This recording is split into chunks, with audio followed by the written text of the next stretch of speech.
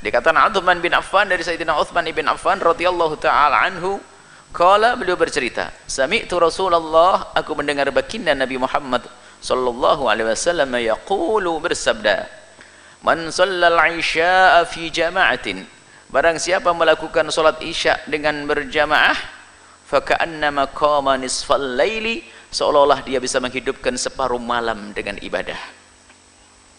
Maka rindulah untuk salat isya berjamaah, seperti menghidupkan, selain dari pahala 27 yang disebutkan, akan tapi mendapatkan pahala lain seperti separuh malam menegakkan ibadah. Siapa yang mampu melakukan sholat sampai separuh malam?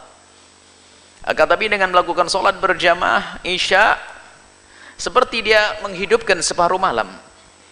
Wa man shalla subha fi jama'atin, kemudian ditambah lagi, barang siapa yang melakukan sholat subuh berjamaah, faka'annama shallal laila kullah, sempurna, seolah-olah dia melakukan sholat semalam suntuk. Maka semangatlah untuk bisa menghidupkan malam itu dengan ibadah, paling tidak melakukan sholat isya berjamaah, subuh berjamaah. Bahkan ini keutamaan yang luar biasa. Kalau suruh milih, misalnya pilihannya lebih 3. Yang pertama, Anda sholat berjamaah isya, sholat subuh berjamaah, kemudian sholat malam, nomor 1. Nomor 1. Yang kedua, jelas, ini jelas, Anda sholat subuh berjamaah, isya berjamaah, plus Anda bangun malam, istimewa, nomor 1, tingkat tinggi. Nah, tinggal 2 ini pilihannya mana lebih bagus? Misalnya sholat isya berjamaah, subuh berjamaah tapi nggak bangun malam, atau bangun malam nggak sholat isya berjamaah, nggak subuh berjamaah. Ini hati-hati. Maka lebih utama sholat isya berjamaah, subuh berjamaah, biarpun tidak bangun malam, daripada bangun malam tapi tidak sholat isya berjamaah dan tidak sholat subuh berjamaah. Paham ya ini ya? Kadang-kadang mau sholat tahajudnya full, tapi sholat isyanya tidak berjamaah. Tapi kalau sudah terlanjur isya tidak berjamaah, ya kejar dong dengan malam bersolat beribadah di malam hari. Jangan, wah sudah terlanjur sholat isya nggak berjamaah, ya nggak bangun malam sekalian, bangkrut double. Hah? Jadi seperti itu. Jadi begitu agungnya sholat isya berjamaah. Jadi paling tidak, kalau Anda memang belum biasa bangun malam, jangan lupa sholat isya berjamaah, dan biasakan anak-anak Anda, rumah Anda melakukan sholat berjamaah, khususnya isya dengan subuh, biar mendapatkan pahala semalam suntuk. Ibadah yang kita pun tidak akan mampu melakukannya. Itulah kemurahan dari Allah Subhanahu wa taala. Wa fi riwayatin lit-Tirmidzi, wa fi riwayat Tirmidzi, Imam Tirmidzi meriwayatkan an Utsman bin Affan, sama kisahnya dari Sayyidina Utsman bin Affan, teksnya beda. Qala, beliau Imam Tirmidzi, Sayyidina Utsman berkata, qala Rasulullah bersabda, man syahidal isya'a fi jama'atin, barang siapa yang bisa menyaksikan salat isya dengan berjamaah, bukan menyaksikan lihat nongkrong lihat begitu, bukan, nanti pasang CCTV ngelihat gitu, melaksanakan syahidal isya, menyaksikan salat isya, melaksanakan salat isya berjamaah, kana lahu qiyamun nisfi lailatin, seperti separuh malam dia menghidupkan dengan ibadah. Man shallal isya'a wal fajr, barang siapa salat isya dan fajar ditambah fajar salat subuh fi jama'atin, dalam berjamaah, kana lahu ka qiyami lailatin, seperti orang bangun malam semalam suntuk utuh. Wa qala Tirmidzi, hadis hasan sahih, dikatakan Imam Tirmidzi ini hadis hasan sahih. Wa Abi Hurairah radhiyallahu ta'ala anhu, diriwayatkan dari Imam Abu Hurairah radhiyallahu ta'ala anhu, anna Rasulullah, sesungguhnya Rasulullah sallallahu alaihi wasallam qala, law ya'lamuna ma fil atamati, kalau seandainya mereka itu tahu, bukan Anda, kalau Anda sudah tahu keutamaannya, yakin Anda insyaallah. Ini mereka, kalau seandainya mereka itu yang jarang sholat isya berjamaah dan yang jarang sholat subuh berjamaah, kalau seandainya mereka tahu, yakin, dibuka tabir, lalu kelihatan begitu gedenya pahalanya, lau ya'lamuna, kalau mereka itu tahu, ma fil atamati was subhi, apa yang ada di dalam salat subuh dan salat atamah itu salat isya, subhi salat subuh, kalau mereka mengerti begitu agungnya pahalanya, la tauhuma wala habban, niscaya mereka akan berusaha untuk bisa mendatangi salat isya sama salat subuh tadi yang berjamaah, walau habban, biarpun dengan merangkak. Cuman mereka tidak tahu, maka tidak pernah salat subuh berjamaah, tidak isya berjamaah. Sama yang sudah sholat isya berjamaah tapi nggak tahu, ya kadang-kadang bolong-bolong. Upayakan ini, biasa tolong menolong dalam kebaikan. Muttafaqun alaihi. Hadis diriwayatkan Imam Bukhari dan Muslim. Waqad sabaqa bitulihi, ada riwayat sebelumnya diceritakan panjang lebar utuh. Wa anhu, dan dari Imam Abu Hurairah radhiyallahu anhu qala, beliau berkata, qala Rasulullah bersabda, laisa salatun, enggak ada satu salat athqala 'alal munafiqina, yang lebih dirasakan berat bagi orang munafik, min salatil fajri wal isya'i, melebihi daripada salat fajar, salat subuh dan salat isya. Wala ya'lamuna, kalau mereka lah, ini orang munafik ini yang jarang salat subuh berjamaah sama salat isya berjamaah, orang munafik ini kisahnya. Tidak ada salat yang paling berat untuk dilakukan bagi orang munafik melebihi daripada salat subuh sama salat isya. Kenapa begitu? Mereka kalau salat siang rajin karena dilihat, kalau salat malam nggak ada yang lihat, karena tidak ada lampu listrik zaman dulu tuh. Siapa di sampingnya nggak tahu, kalau bersuara baru sadar, oh si fulan gitu. Zaman itu paling ada lentera kecil, kalau zaman sekarang kalau di kampung dulu lampu keplek atau apa saja. Pada zaman itu tidak terlihat, dan orang munafik kalau sudah ngerti nggak ada yang lihat langsung nggak datang. Makanya karena mereka itu beribadah bukan karena Allah, hanya karena pengen dianggap saja bersama kaum muslimin, nanti kalau dapat keuntungan rampasan perang dapat, kalau giliran disuruh perang sembunyi. Itu orang munafikin. Nah, mereka itu tidak punya keyakinan, mereka hanya ikut-ikutan. Munafik, kalau seandainya mereka itu tahu begitu agungnya pahalanya sholat isya sama sholat subuh berjamaah tadi, la tauhuma walau habwan, istilahnya mereka akan datang dengan merangkak. Cuman mereka tidak tahu. Dan jangan seperti mereka yang tidak tahu. Jangan masuk golongan orang munafikin. Yang repot lagi tahu pura-pura tidak tahu, ini kebodohan. Tahu pura-pura tidak tahu. Kalau tidak tahu ya tidak tahu, tapi munafik dia. Tapi sudah tahu tapi tidak tergugah hatinya, lalu apa lagi yang bisa menggugah hati kita kalau bukan keyakinan yang ada di dalam diri kita bahwasanya Allah akan berikan pahala, Allah akan mengangkat derajat dan seterusnya. Baik, ini adalah begitu pentingnya kita perhatian dengan sholat isya berjamaah, dengan sholat subuh berjamaah, dan sholat berjamaah secara umum. Babul amri bil muhafadzati ala shalawatil maktubati, bab perintah tentang menjaga, kita harus menjaga alal shalawatil maktubati, sholat wajib yang 5 waktu. Wan nahyil akiti, dan larangan yang sangat, wal wa'idi syadidi, dan ancaman yang berat, fi tarkihinna, di dalam meninggalkan salat 5 waktu.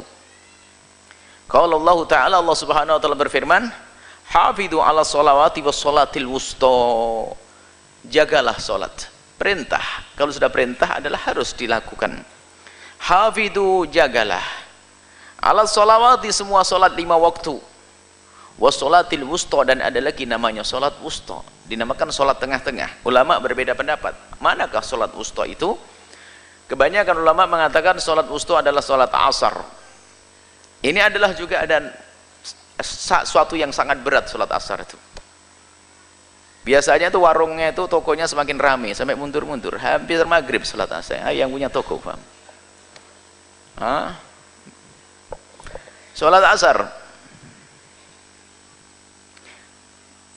kalau sudah menjelang sebelum salat asar itu kayaknya setan tuh ngirim para pembeli, langsung datang semuanya. Waduh. Salat asar, salat wusta, berat. Pahalanya juga dilipat gandakan lagi oleh Allah Subhanahu wa Ta'ala. Qala ta'ala, Allah Subhanahu wa Ta'ala berfirman, fa in tabu, jadi orang kafir bertobat masuk Islam, ditandai wa aqamus sholata, tobat masuk Islam lalu melaksanakan salat, wa atawuz zakata, kemudian dia membayar zakat, salat, fa khallu sabilahum, sudah enggak boleh lagi diperangi, nggak boleh lagi dimusuhi. Orang-orang kafir yang telah memusuhi kita, kalau sudah bersyahadat masuk Islam, kemudian melakukan sholat, kemudian membayar zakat, berarti mereka adalah saudara kita, nggak boleh kita perangi mereka. Baik, sebelum kita membaca hadis-hadis tentang sholat, ada sedikit yang perlu kami hadirkan tentang fikih sholat. Kami husnudzon kepada hamba Allah yang tidak sholat baik di pasar atau di laut. atau nelayan-nelayan atau orang di pasar atau di sawah. Kami husnudzon bahwasanya mereka itu tidak melakukan, ada yang meninggalkan sholat bukan karena menantang Allah, akan tapi karena ketidakmengertian mereka tentang ilmu sholat yang sangat mudah. Perlu disisipkan fikih sholat. Beberapa menit saja kami hadirkan, nanti bab wudu sendiri. Sholat itu, agar anda tahu, nggak bisa berdiri boleh duduk, nggak bisa duduk boleh baring, nggak bisa baring boleh telentang. Suka-suka. Telentang saya nanya. Kalau telentang itu kakinya dihadapkan ke kiblat, dadanya diangkat sedikit dengan bantal, dadanya menghadap ke kiblat. Miring sana, miring situ boleh, diupayakan menghadap ke kiblat sebisa mungkin. Telentang dengan isyarat dengan matanya terakhir. Nggak bisa isyarat dengan matanya menjalankan sholat di dalam hatinya, bacaan sholat di dalam hatinya. Allah, membatinlah. Kalau sudah tidak bisa menjalankan sholat dalam hatinya, disolati saja dia, sudah mati dia, selesai kasus kisahnya. Begitu mudahnya melakukan sholat. Nah sekarang apa yang harus dibaca? Ini saya fikih praktis yang harus anda baca di dalam melakukan sholat dan ajarkan kepada mereka. Yang wajib dibaca dalam sholat cuma 5. Yang pertama, anda mengucapkan kalimat Allahu Akbar, itu yang wajib. Mengucapkan sholli fardhu dhuhri, ulama madhab Syafi'i mengatakan adalah sunnah agar membantu niat kita waktu kita takbiratul ihram bisa menghadirkan makna, menghadirkan niat sholat. Allahu Akbar, aku niat sholat tadi, niat sholat duhur semuanya. Yang wajib karena Allah. Allah, ini niat, Allahu Akbar, takbir yang wajib. Setelah membaca takbir, anda hafal insyaallah. Pancasila aja hafal, masa rukun apa? Yang kedua adalah membaca surat Al-Fatihah. Dalam madhab Syafi'i, bismillah termasuk surat Al-Fatihah. Kalau membaca Fatihah pakai bismillah.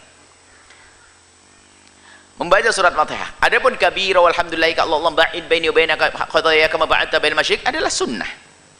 Atau kabira walhamdulillahi katsira adalah sunnah. Jadi wajibnya Allahu Akbar, kemudian baca surat Al-Fatihah. Jelas. Fatihah boleh ditawar. Bagi yang tidak hafal boleh baca zikir yang lainnya. Baca ayat yang lainnya. Ayat yang lain enggak hafal, baca zikir Allah Allah la ilaha illallah la ilaha sah. Tapi keterlaluan kalau ngaji di sini berbulan-bulan enggak bisa baca Fatihah. Ini mungkin bagi orang yang mu'alaf baru masuk Islam dan sebagainya. Surat Al-Fatihah, bismillah termasuk surat Al-Fatihah dalam madhab Syafi'i. Dan baca bismillah agar semakin sempurna. Yang ketiga adalah mengucapkan, membaca tasyahud akhir. Ada sebagian solat yang ada 2 tasyahud, 2 tahiyat. Solat maghrib ada 2 tahiyat, solat duhur ada 2 tahiyat. Tahiyat yang pertama itu sunnah, tidak wajib. Wajibnya adalah tahiyat menjelang salam, itu saja. Dan yang wajib tidak semua sepanjang yang selama ini anda hafal. Anda itu hebat, sunnahnya pun sudah anda lakukan. Membaca tahiyat cukup at-tahiyatul mubarakatus salawatut thayyibatu lillah, assalamu alayka ayuhan nabi wa rahmatullahi wa barakatuh, assalamu alayna wa ala ibadillah sholihin, asyhadu an la ilaha illallah wa asyhadu anna muhammadar rasulullah. Sampai di situ, deh, selesai. Yang wajib hanya sampai di situ, pendek, setengah lembar selesai. Setelah syahadat tahiyat asyhadu an muhammadar rasulullah, itu yang ketiga.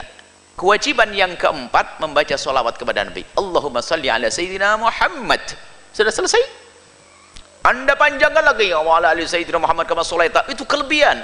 Cukup anda mengucapkan Allahumma salli ala Sayyidina Muhammad, sudah sah. Cuman biasanya anda lebih sering sempurna. Wa ala ali Sayyidina kama sholaita dan seterusnya. Selesai. Sampai fil alamina innaka hamidun. Itu sunnah. Wajibnya hanya membaca Allahumma salli ala Sayyidina Muhammad. Setelah itu apa? Assalamualaikum. Itu pun hanya 1 wajibnya. Tapi ya jangan pelit-pelit setelah ini Assalamualaikum, nggak mau lagi ini. Assalamualaikum. Nolehnya pun sunnah. Anda tidak menoleh pun juga sah. Cuman ya nggak dapat kesunahan tinggal noleh, kan lumayan tegang dari ngadep ini kan enak. Assalamualaikum. 5. Itu yang wajib dibaca. Selebihnya tidak. Subhana rabbiyal azimi sunnah, subhana rabbiyal a'la sunnah.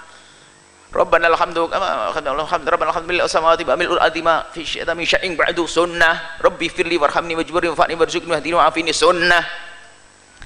Jadi anda harus tahu yang wajib hanya 5. Membaca takbiratul ihram Allah. Anda pindah dari rukuk Allah sami Allah man hada sunnah. Kalau ada sholat diam juga sah, tapi keterlaluan. Bang sunnah gampang kok. Irama juga nggak enak kalau anda pergi diem tok. Nggak enak. Allahu Akbar, sami Allah. Tapi harus tahu anda itu yang wajib cuma 5. Membaca takbiratul ihram, membaca surat Fatihah, tasyahud awal akhir, membaca salawat kepada Rasulullah, assalamualaikum, selesai. Itu adalah kemudahan dalam sholat. Jangan sampai ada orang tidak bisa sholat dipikir sholat itu panjang banget bacanya. Tidak. Loh, kenapa kita menghafal itu semua? Karena anda belajarnya dari masa kecil. Anda waktu belajar di saat anda belum wajib sholat. Makanya waktu kita belajar di sholat itu lengkap, full. Mulai dari Allahu Akbar kabira walhamdulillahi katsira, ramai di musola. Tapi kalau ada orang mu'allaf umur 40 tahun, jangan diajari sunnahnya, wajibnya dulu 5 dulu. Akhirnya baca kabironya nggak hafal-hafal, nggak sholat gara-gara kabiro. Padahal kabironya sunnah, ini ustadznya yang salah. Orang mu'allaf jangan diajari kabiro dulu, ajari takbiratul ihram, Fatihah, tasyahud akhir, sholawat, assalamualaikum, selesai. Baik, sedikit-sedikit mungkin minggu depan kita kasih fikih, karena sholat ini panjang ini, fikih tentang wudhunya yang praktis. Jadi jangan sampai kita itu sholat susah.